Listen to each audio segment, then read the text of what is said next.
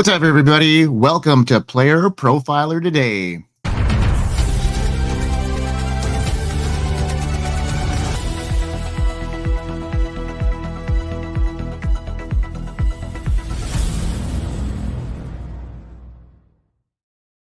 Welcome back to Player Profiler Today, your go-to source for the latest in fantasy football. I'm Grindberg, Mike Limberg at FF Canuck 99, your senior analyst here at Player Profiler News Desk. Buckle up as we dive into today's action-packed episode, bringing you all the updates and insights you need to crush your fantasy leagues. In today's show, we got a hot lineup of crucial updates and breaking news that could make or break your fantasy season. From injury reports to emerging stars, we're here to give you the edge you need. We'll break down how the latest headlines affect your fantasy lineup and what moves you need to consider making. So get ready to optimize your roster. First up, we're going to dissect the Vikings. They are in dismay. Rookie quarterback JJ McCarthy is set to undergo surgery. And what else? Jordan Addison with a apparent knee injury that just popped up this afternoon. Then we'll cover the latest in the Marquise Hollywood Brown shoulder injury.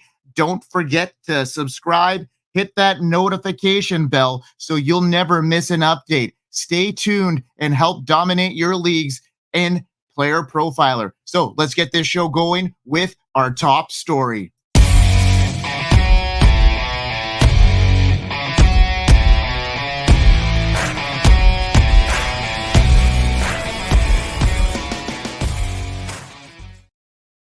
The Minnesota Vikings are dealing with some big injuries that could shake up fantasy football prospects. Jordan Addison, the promising second-year wide receiver, suffered a worrying leg injury in practice today. Reports say he hurt himself trying to catch a ball and had to be helped off the field in a cart. Addison was expected to be a major target this season, so this injury could be a big setback. On top of that, rookie quarterback JJ McCarthy had to have season-ending surgery for a torn meniscus he got during the preseason opener against the Raiders. McCarthy was set to challenge Sam Darnold for the starting job, and now he is out for the whole year. This means Darnold will be the Vikings quarterback the entire season. Fantasy gamers, the quarterback shakeup is significant. Even though McCarthy had potential, Darnold's experience might actually work out well. Darnold should keep the offense steady and could actually be good news for star receiver Justin Jefferson. Jefferson is a top fantasy pick no matter who the quarterback is, but Darnold's availability to distribute the ball, well, might become in handy with Jefferson the top target in the fantasy drafts right now. So as Jordan Addison, his fantasy outlook is a bit tricky. He had a solid rookie year, remember, 70 catches for almost 1,000 yards, but he struggled a bit when this quarterback situation was unstable. With Darnold now confirmed as a starter, Addison could see more consistent performance and his fantasy value might go up depending on the severity of this injury. It's still early, haven't got any reports as of yet, so we will see as they address media. Currently, he's being drafted as wide receiver 40, but that could change immediately depending on that injury and if he could build chemistry with Sam Darnold. On the downside, Aaron Jones could be affected negatively. Jones, who was signed by the Vikings after spending 7 years with the Packers, was expected to be a check down option for a rookie quarterback. With Darnold in charge, the team might throw the ball more, which could reduce Jones' touches. Currently drafted as the running back 18, Jones' value might drop if the passing game takes priority. Overall, McCarthy injury means we have to adjust our expectation. While McCarthy's rookie season is now a loss, Darnold and the current roster can still deliver strong fantasy performances. Jefferson value remains high, and Addison could be more of a reliable target in Sam Darnold's offense here. So, however, keep your eye on Jones, and his role might shift and change with this offensive strategy. Staying updated with these changes will be key for fantasy gamers this season. Keep your eye out in the next 24 hours for a Jordan Addison update, because we know it's coming. And if there was only a tool that we could use to predict injuries, wonder what we got here on the player profiler. Let's see what we got from the Podfather. Hey, you're in your fantasy draft and someone says, hey, that guy's injury prone, I don't want him. And you're like, I don't know, I don't think you can predict injuries. Well, guess what? Now you can! Injury proneness is real! At Player Profiler, we have the data on these players, and it's all in the Injury Finder app. Their injury track record back through time, exactly where they were injured, how severe it is. We look at the BMI data, and we crunch it all together, and we give you probabilities that a player will miss multiple games this NFL season, as well as the complete database of NFL injuries and the ability to compare two players and look at their injury track record. The Injury Finder is powerful, and it's only $5. If it's worth it to have that peace of mind when you're drafting, go get it. All right, so some more injury news updates here, folks. It's not getting any easier here in the preseason. Now, Jahmyr Gibbs is going to be facing some challenges in 2024, largely due to the recent hamstring injury that has cast a shadow over his draft value. Gibbs sustained this injury at training camp. While the severity remains unclear, we're hearing it's a re-aggravation from an injury that was previously held way back in May. This injury adds a significant layer of risk to drafting him in the early rounds, as hamstring problems often linger and can impact the player's performance and ability throughout the season. If Gibbs is unable to start the season on time, his absence could lead to increased opportunities for other backs like David Montgomery and Craig Reynolds, who might outproduce him in his stead. Well, we shall see. Even if Gibbs manages to recover in time for the season opener, the uncertainty surrounding his health makes him a risky pick as a top running back. Right now, he's being drafted as running back 5 or running back 6, and at the end of the first round, which is kind of a hard one to swallow when you think about the situation he's in, given the competition in the backfield and this new injury that has popped up here. So can't discount him. Gibbs' impressive efficiency and explosive playmaking ability was evident last year, with an average of 5.4 yards per touch at a high rate of long carries. However, his overall workload was relatively limited, and it could be the same to start the year, especially if he's nursing this injury that we're talking about. So that takes him out of that tier with Bijan, Breece Hall, and CMC in my rankings right now.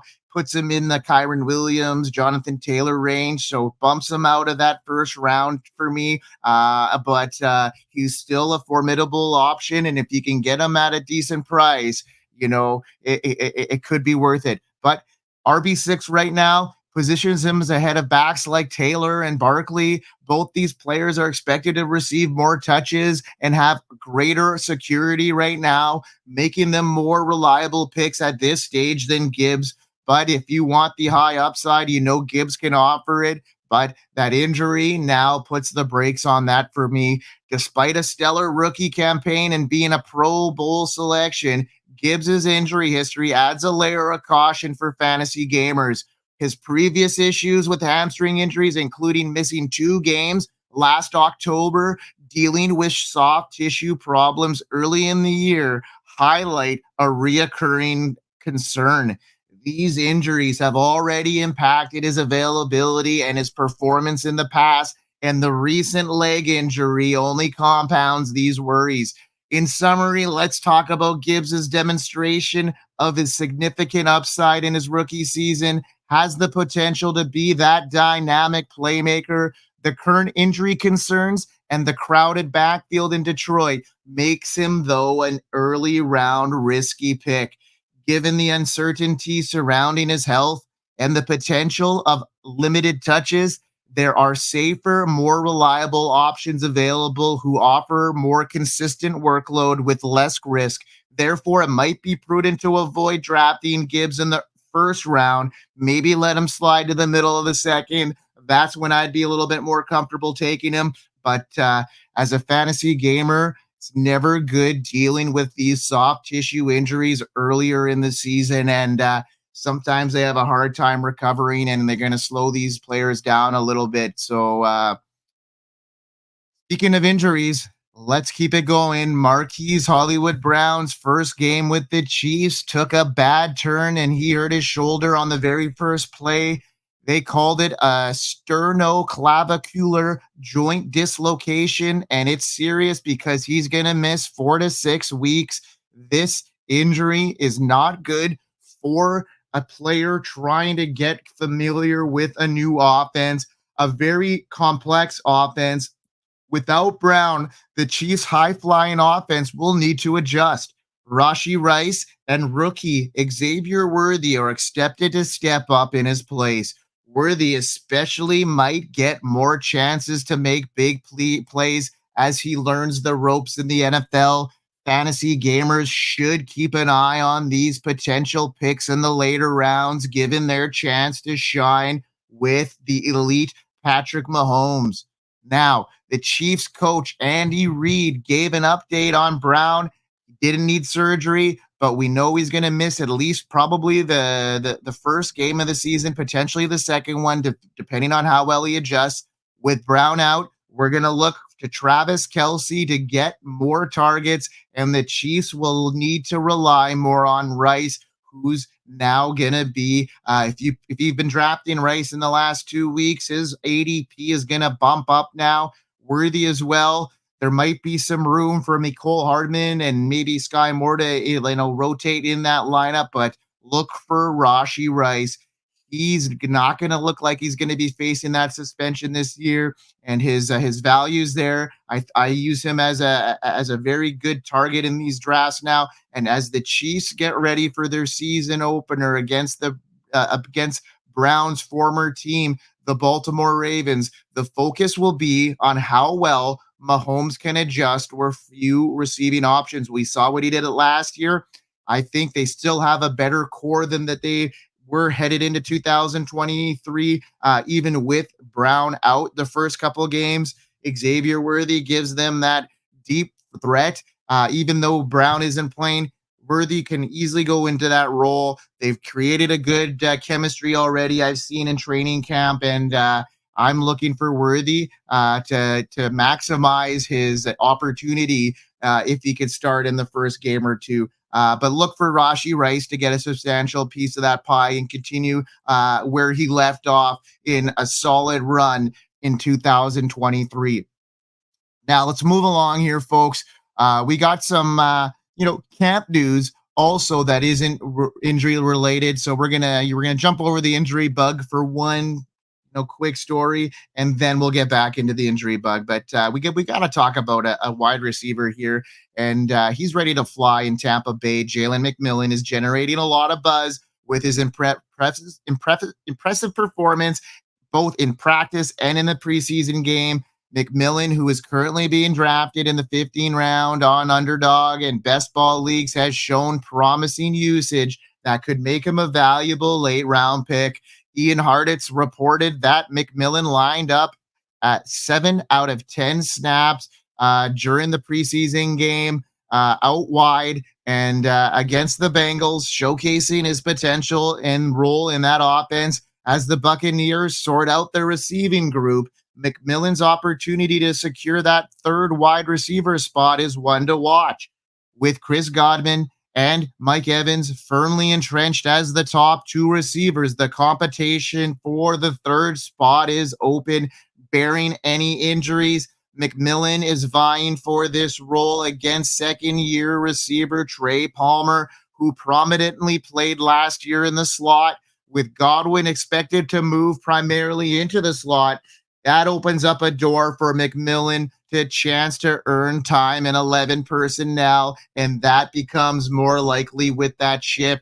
McMillan's 4.47 speed in the 40-yard dash and his experience with the Washington Huskies offense, who featured other NFL talent like Rome Odunze and Jalen Polk, highlight his capabilities and abilities to perform well in crowded receiving groups, especially in college. Given the background, McMillan has the potential to carve out a significant role with the Bucs. Fantasy gamers looking for a sleeper pick, Jalen McMillan is a name to consider. His early usage and the changing dynamics in the Buccaneers receiving group create promising opportunity for him to take the next step and make an impact. As a potential key player in the battle for the third receiving spot, McMillan could be a valuable asset, especially in deeper leagues or as part of a larger trade. His combination of speed, college pedigree, and current usage patterns make him a sneaky but potentially rewarding addition to fantasy rosters. So there's a couple sneaky wide receivers that are creeping into these conversations right now. Jalen Polk's one of them, Javon Baker. Look for these rookies that are going into wide receiver rooms that has some ambiguity to them.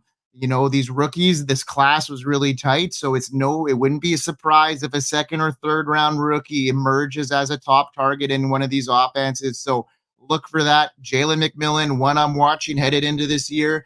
Let's move on to another rookie. Actually, let's talk about the world famous draft kit.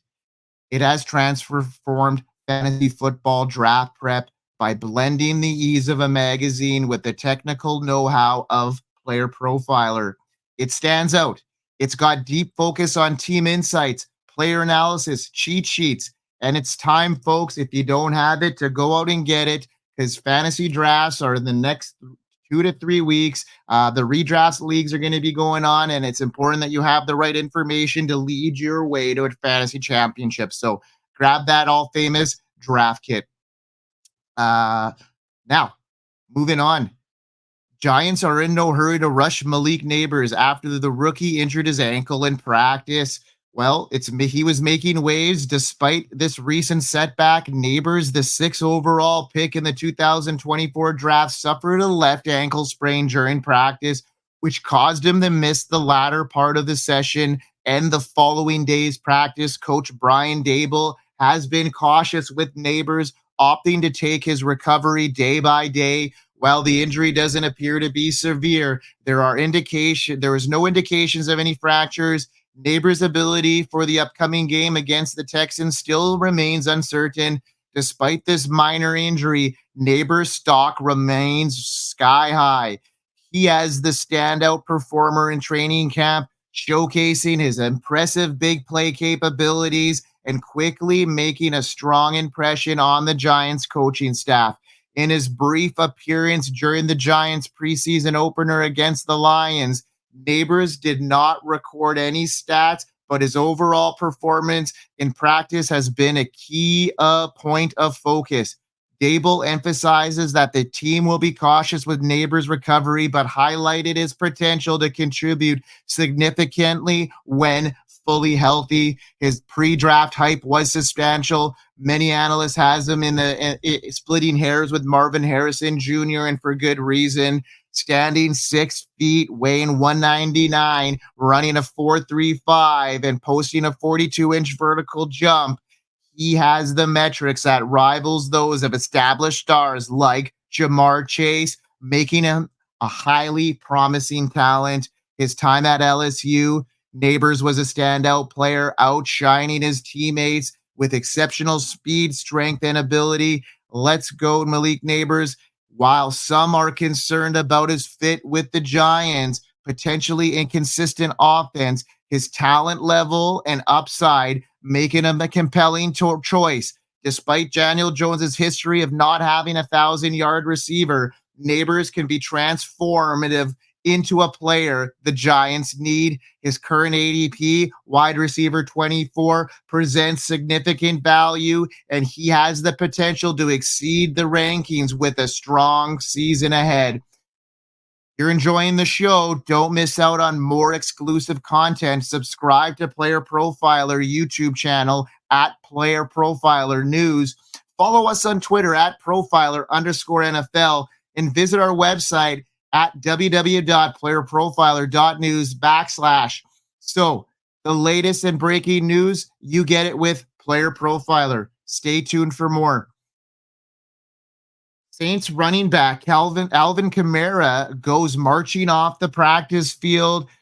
He exited yesterday's practice with a back issue. This injury appears to be minor for now, though its exact severity still remains unclear. Given Kamara's history to need to manage his workload, the Saints will likely take a cautious approach as the season begins. Injuries have been a reoccurring problem for Kamara and his backup for one, too. Kendre Miller, who has struggled with health issues both in previous seasons and this offseason.